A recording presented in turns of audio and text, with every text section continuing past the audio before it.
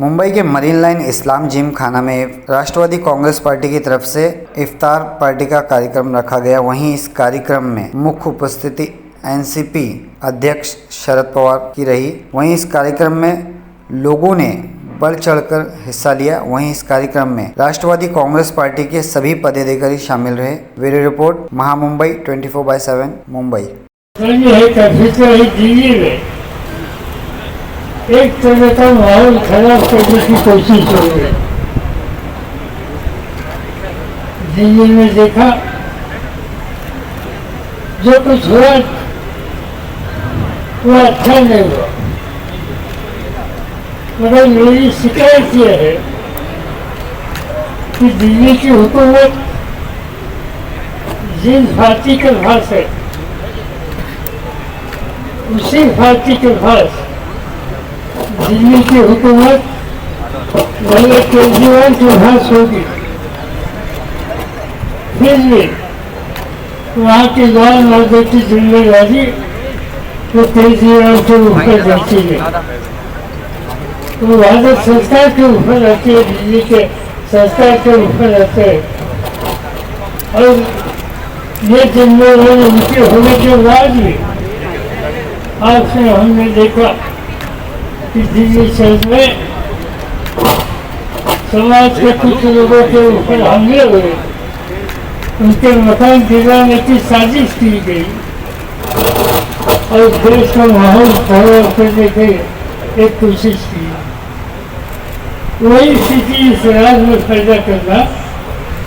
नहीं, सबसे पहले तो मैं अल्लाह का शुक्र अदा करता हूँ कि 2 साल के बाद कोविड-19 का 2 साल का अरसा गुजरा। 2 साल से पिछले 2 साल कबल हर साल Sharad Pawar honourable national president Sharad Pawar साहब अफ्तार पार्टी जो है मुनाकिद करते हैं, ऑर्गेनाइज़ करते हैं। तो अल्हम्दुलिल्लाह इन साल जो है शरद पवार साहब की दावत पे पूरे महाराष्ट्र से, मुंबई और महाराष्ट्र से एनसीपी के तमाम कारकुनान, लीडरान पार्टिसिपेट किए। और पवार साहब जो है वो उनकी जो आइडियोलॉजी है वो सेक्युलरिज्म की आइडियोलॉजी है। उनकी विचारधारा मतलब इतनी महान है, जो विचारधारा हृदय सम्राट जो है शिवाजी महाराज की थी, महात्मा गांधी की थी, बाबा साहब अम्बेडकर की थी, मौलाना आज़ाद की थी, वो विचारधारा को जवाहरलाल नेहरू की थी, वो विचारधारा को पवार साहब लेके चल रहे हैं। और उन्होंने एक बहुत बड़ा मैसेज दिया आज कि आज जो है देश का माहौल एक अजीब व गरीब तरफ जा रहा है। कहीं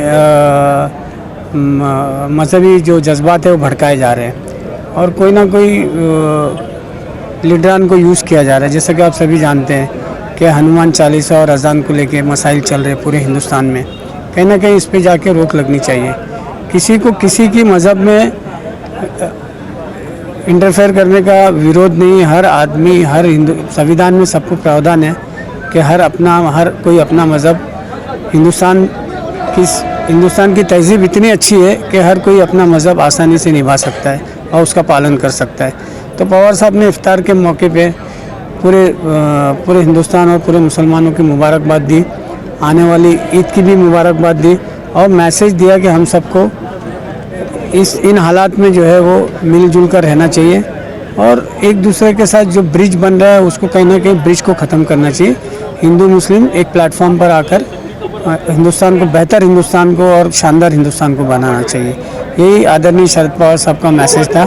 आज के इस प्रोग्राम को नई मुंबई और महाराष्ट्र के माइनॉरिटी डिपार्टमेंट ने ऑर्गेनाइज़ किया।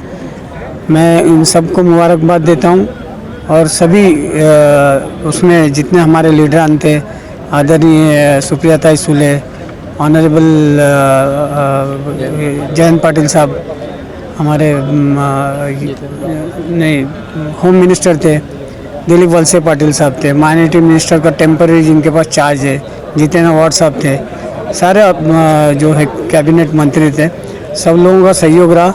और सभी लोगों का एक ही सद्भावना है कि हिंदुस्तान जो है, भारत जो है वो संविधान के तहत चलना चाहिए और हम भी यकीन रखते हैं। इसीलिए जो है ज़्यादा से ज़्यादा लोग जो है पवार साहब के साथ जुड़ रहे हैं और दुआ करते हैं कि पूरे हिंदुस्तान को जो है ना पवार साहब का जैसा नेतृत्व मिलना चाहिए। अल्लाह उनकी उम्र को दराज करे, उनको हयाती दे, आने वाले दिन में कम से कम प्राइम मिनिस्टर नहीं तो भारत के प्रेसिडेंट बने। ये उम्मीद के साथ मैं अपनी बात को ख़त्म करता हूँ।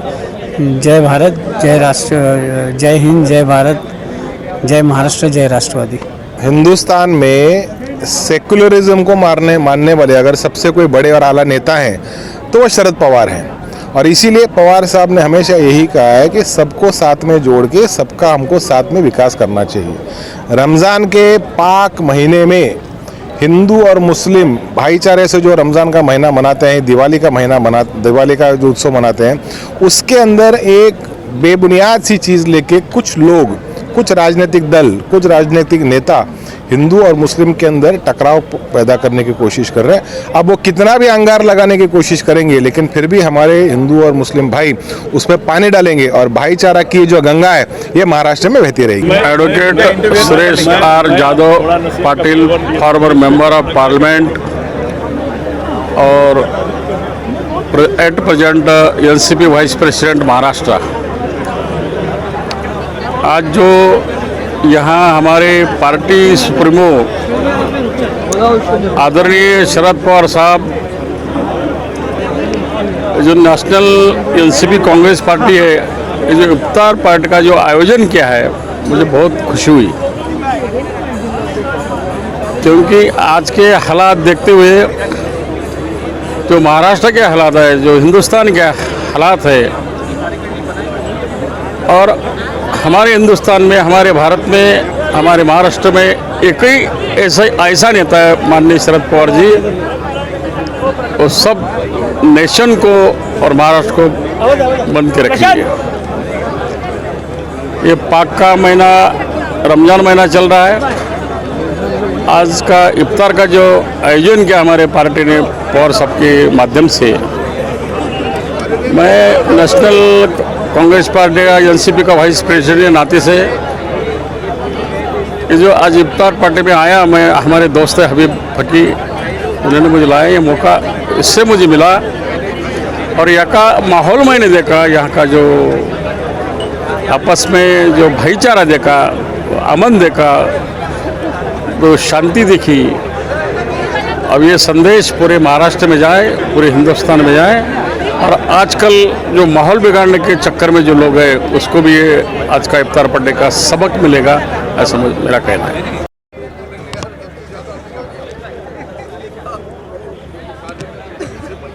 सर, क्या कहना चाहेंगे, आज यहाँ पे इफ्तार पार्टी रखी थी? ऑलरेडी खड़ा किया ये 2 साल में कोविड के हालात में लोगों का आपस में मिलना मिलाना और दावतों का एहतमाम नहीं हुआ करता था।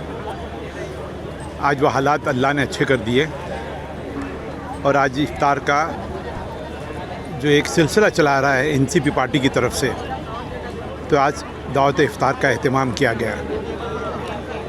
आज का इफ्तार इसलिए ज़्यादा इम्पॉर्टेंट है कि आज के जो हालात हिंदुस्तान में हैं, जो अंबेडकर और शाहू महाराज की ज़मीन पे, जहाँ पे तिलक पैदा हुए, जहाँ पर बहुत सारे सामाजिक जिन्होंने परिवर्तन किया, वो सारे लोग उसमें लगे रहे। ठीक है, आज के हालात चंद लोगों ने बिल्कुल ख़राब कर दिए हैं। अल्लाह से ये दुआ की जाए कि जो लोग हिंदुस्तान में हर समाज को अलग अलग बांटना चाह रहे हैं, अल्लाह उनको हिदायत दे। ये रमज़ान महीने में हमारी ये दुआ है उनके लिए। जय हिंद, जय महाराष्ट्र। आपका नाम? हबीब फकी कहते हैं। ठीक है।